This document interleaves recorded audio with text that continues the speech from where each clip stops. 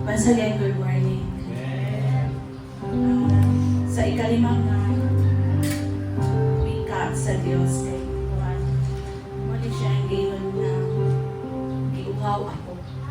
So sa sa una o ikaduha, ikatulong na pulong sa Ginoo, nag-ingon diri ang kaugnayan niya sa tao. So ang 4 of 6 of 7 kay ito ang kuhan ang iyang pangungusap tungkol sa iyang ama o ang Diyos sa iyang amahan. So ang ikalima is ang kuhan ang iyang kuhan pagpapahayag sa kanyang damdamin na nauuhaw si ang atong Panginoong Diyos.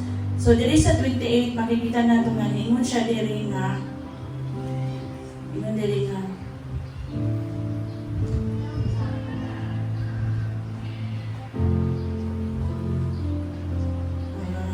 nagibalo si Jesus na humana nga ang tanan ug aron matuman ang kasulatan, miingon siya giuhaw ako. So makaingon ta nga kaning giuhaw, so wala siya double, dili siya spiritual o physical na uhaw. So sa physical nga uhaw, makita nato nga sa senaryo bisag unsa nato pagbasa sa Bible, kuan di siya kanang makita nato nga giuhaw gud siya literally kay gikan sa pagdakop ni Kristo dito sa Jerusalem, hatod nga kanang gabaptas siya gikan sa Jerusalem from Jerusalem to Golgotha. So makita nato nga kaya ako ni-search dito nga it takes 700 meters ang kalayon niya. So layo gid kay siya, so nagapasan pa siya kanang bugat pa kay yang gipasan dayon bunal-bunalan pa siya. So lagi time nga nakapahuway si Kristo, so mutong gibunalan na siya.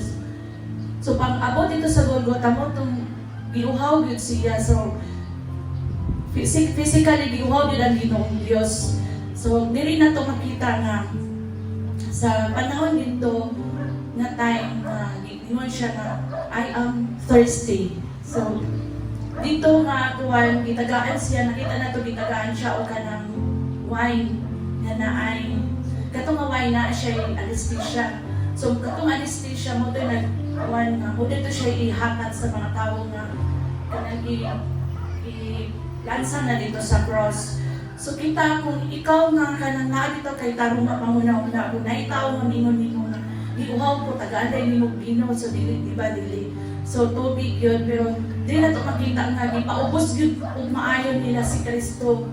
Pero itungod ana itagana nila wine na nanay anesthesia para kuha na ng katong sakit ba maigsa na nga sakit. So diha pa ng daan katong naghatag diha na to makita ang duha ka while sa character sa tao ditong nakita. So naay mga tao dito na kulang ang ilang pananampalataya sa Diyos o isa ang kanang tunay na nagmamahal sa Diyos.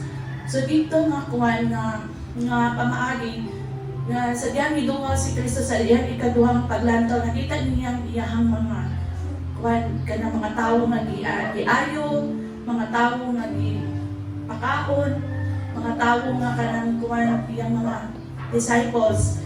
So nakita niya dito, pero ingon siya, giuhaw ako kay tungod, giuhaw di ang Ginoong Diyos ato ang kanang pagkuhan dito pag atong faith diha kaniya. So muna ikulang nato diha sa muna na kayo siya, giuhaw ako kay tungod kanang nakita niya ba nga katong mga tao bitaw nga kanang iyang kuhan kulang ang ilang pagsalig pagtuo sa Ginoo ato nga time. So motong kuhan hanang motong kanang nasakitan din siya ba kanang nakayon din siya I am thirsty. So spiritually kanang ang spiritually hindi sa thirsty kay kuhan kanang ingon diri nga longing for the Holy Spirit to work in our spirits. So our hearts are working earnestly for communication with God. So ulang tao ganang pagtawag niya sa Ginoo, pagtuo niya sa Ginoo. So mutong ingon siya I am thirsty. So dili na ay tulog ka mga butang na gusto nga kuha na ng gusto na ibalik sa Ginoo.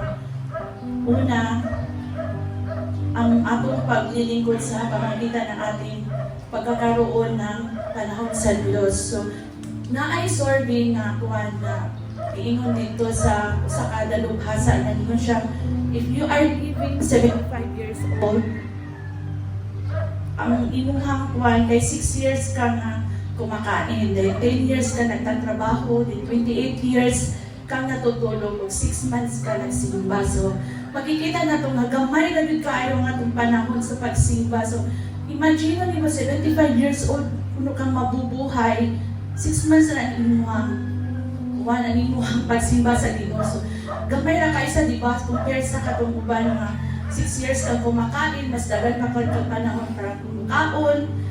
Then, 28 years kang matutulog na 6 months lang kang musimba. So, diyan na ito makita na gamay na yun ang atong panahon sa Diyos. So, ang gusto sa Ginoo nga, kuwan na kita na mo, saan pagmamalingkod? Ano ba mo, kuwan kita sa Ginoo ba mo serve the Lord with all our hearts. So, desire na ito nga mo dool ya sa Ginoo. So, kung ikaw ka nang gusto sa Ginoo nga ka nang, kung naakay panahon sa imong mga amiga, makik-chat-chat ka nila, ikaw wala kay panahon sa Diyos, murag masakitan ang Ginoo na ingon ang Ginoo ay ang thirsty for your time, for your kuwan sa imong commitment diri sa kuha. So munang kita kinahanglan dito na kanang atong panon ba timbang-timbangon atong kinabuhi nga dili din nato kanang lamangan, dili dito tamo kulang sa Ginoo. So ikaduha muni ang kuwan ang kanang paglilingkod sa Diyos sa pamamagitan ng ating pananalangin, kanang atuang tithes and offering. So, diri makita sa atuang sa Malakay 3:10, di ba nag-ingon siya nga kanang ang sulayi ako sa ako ang sulayin ninyo ako, o makita ninyo ang kanang Malakay 3:10. So, siya dito nga sulayin ninyo o ihatag ninyo ang ikanapulo. So, kanang 10% lang ang ipangayo sa Ginoo nimo, wala na ipangayo ang tanan. 10% lang, pero usahay ka nang dili pag nato mahatag ang tanan kay usa mi mapagutang hala na pag mayro noon. Hala kulang akong kwarta. Ato nang ginakawan ang Ginoo. So naka-experience jud ko ana na time nga kanang nangawat ko sa Ginoo mo na bila po ito katuig na nag-suffer po sa kalisod kay kanang mas gigamay na siya nga amount apan kuwan ang value ana dako kay na kita sa Ginoo kung sa ka-faithful diha sa iya munang kita dili ko tamo duwa ko na kay offer ayaw i-offer gid sa Ginoo kung na kay extend o help sa imong mga katawhan sa imong kauban nga naginahanglan og tabang ayaw gid iduha-duha ko dili man gyud bukas gid ang imong kasing-kasing kay makita na sa Ginoo kung unsay nasa imong heart, abundance of your heart, the mouth speaks. So muna makita po na sa Ginoo ang imong kasing-kasing. So ikatulo diri kay kuwan kanang maglingkod ta sa Dios sa pamamagitan ng ating impluwensya. So kanang ningon dito sa Corinthians, you are the salt and the light of the world. So kinahanglan kung sulta, kinahanglan magningning ka, o light ka, kinahanglan mo, mahayag ka sa tibok kalibutan. So, dili kay pagkaingon imong kuwan, imong mga silingan nga, la, burn again din na siya. So, ano man na, laging dili makita sa iyong kinabuhi. So, di ba, sakit kay pamanalungon sa tuwa. So, kinahanglan kita, kinahanglan makita sa itong kinabuhi na may attend cell group, dapat na atas sa kanang prayer meeting, naata sa evangelism, sa field. Dapat naata na makita sa mga katawan na we are doing kanang kuwan ng right track, kanang makita na kanang si Kristo din yung gidala sa imong kinabuhi. So, mahimot ang fisher of men, kanang kuwan kita din mo dala, makadala kita kalag, mahimo makadala kita kalag. So, unsa na ito pagdala, dapat muna makita, kinahanglan mahimot ang salt o light sa kalibutan. So, kinahanglan na si Kristo dako din ang mudayan sa atong kinabuhi. Yun, kinahanglan na kanang makita gid sa mga tawo nga ay believer din siya ni Christ. So dili din siya kuwan na kanang anak sa Ginoo apan liwat sa yawa so dili siya maon. So kinahanglan gyud nga kanang i-maintain nato ato ang pagkabalaan o pagkabalaan. So kinahanglan dili ta careful ta sa atong pananalita, dili ta makasakit sa nagisig ka tawo.